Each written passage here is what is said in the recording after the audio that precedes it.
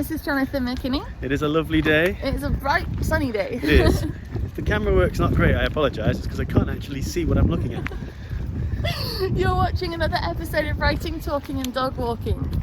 So today we're going to be doing another video on narrative triplets. Right, so this is the device that you use when you're writing, usually actually when you're editing, but you can plan it from the start, wherein you launch a concept, a theme, you establish it with the second instance, and then you resolve it in the third instance, right?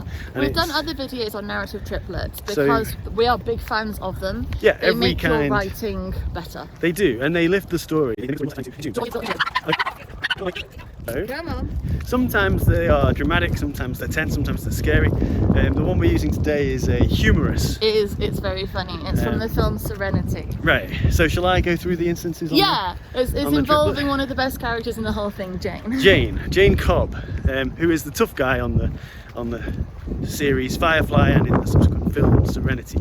This is Joss Whedon's space western, and it's excellent, right? It's a really good, everybody knows that Firefly was cancelled early and everybody wants it back. About any part, it might happen, will never happen, who knows. But so in the movie we start after the beginning scenes with the villain, etc. Who's great in that film. The introduction to the crew of this spaceship, Serenity is the name of the ship. Pause. Okay, we're back. Molly has relieved herself. So Jane Cobb is Jane might be a girl's name, but in this series, in this world, it's a guy. He's a big guy, a big strong man. And when the film introduces the main crew of this ship and the movie,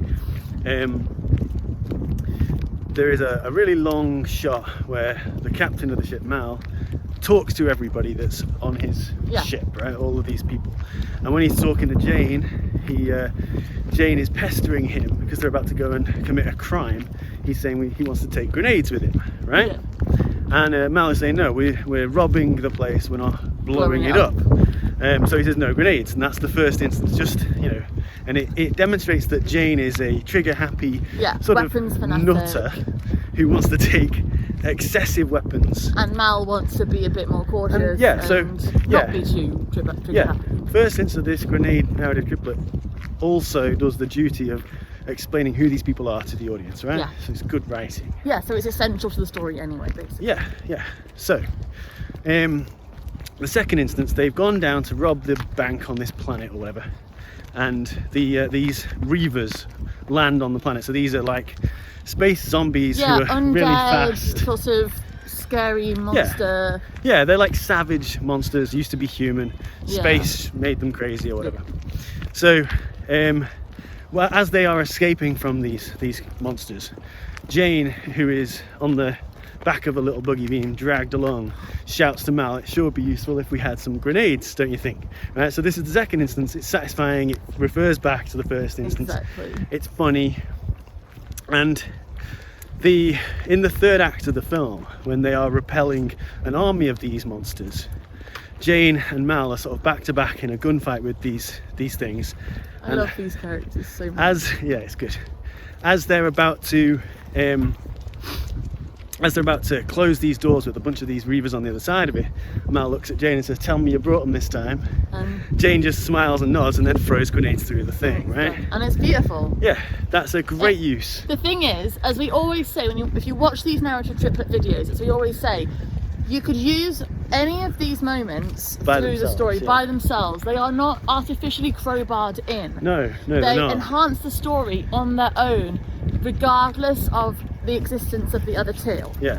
However, when you manage to weave it so that the final one of your triplet has that impact, it makes watching your story or reading your story so much more entertaining.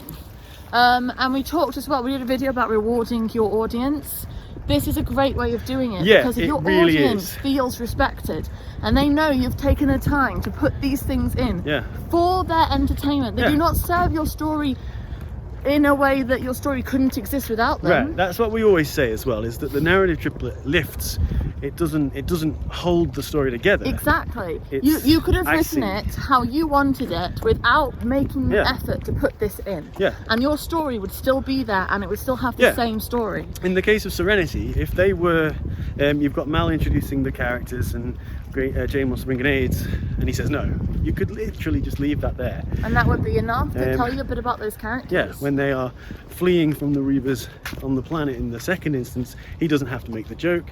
And certainly when they're in the firefight at the end, He this could is just not. Yeah. just have grenades. It's not actually how they save the day or win the battle anyway. It's just a fun note that Yeah. enhances the story. Yes, and it as does. I say, taking the time and trouble to weave the narrative triplet into your story gives your audience satisfaction in a way that they wouldn't get if you hadn't Yeah, bothered. and a lot of writers won't use Yeah. this technique, so Because you it's can not get ahead. something you see everywhere, Yeah. but when it's used, it's so worth it, Yeah. and it's appreciated by the audience. Yeah, Joss Whedon does this a lot, Mm. and there's others we can talk about. There's one in season 4 of Buffy the Vampire Slayer. Yeah. When Faith and Buffy switch bodies, we could talk about that, but not But now. yeah, we'll do other videos. To say we like to cover the things that are really good, Yeah. such as narrative triplets. So yeah, A few different times with a few different examples, and you can go watch them, and you might not Have a have good time. realised what you were seeing or why you enjoyed it. yeah, But when you watch it, knowing the language to describe it and why it has been done, you'll get more out of it as a writer. oh definitely. Yeah. Because you'll start to understand how you can replicate this decision to put it in. Yeah, So yeah, that was another video. Oh, lost my. that's all right. Another video on narrative triplets. Yeah, to go with our Joker video and our Spider-Verse video. Yeah. So yeah, we've got So thank you very a much triplet for of our watching. own. If you have any examples of narrative triplets that you are a big fan of, drop a comment below and tell us, because we always love to see them. Yeah. And we always appreciate them. Yeah, we do. And So, the yeah. more clever and inventive they are, the better. There's a great one in Avengers: Age of Ultron, which we should talk about another time as well. Yeah. Involving a character which is not well loved, but Yeah. But still. yeah.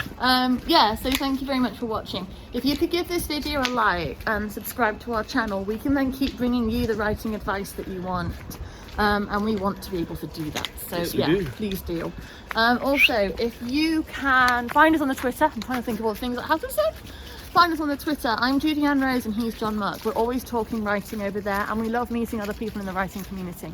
So come find us.